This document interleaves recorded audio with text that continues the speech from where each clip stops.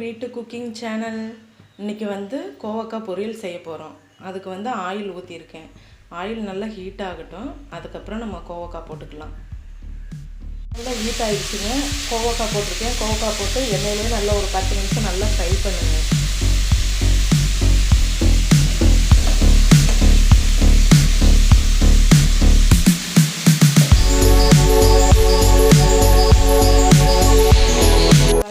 கழித்து கோவக்காய்க்கு தேவையான உப்பு சேர்த்துக்கோங்க.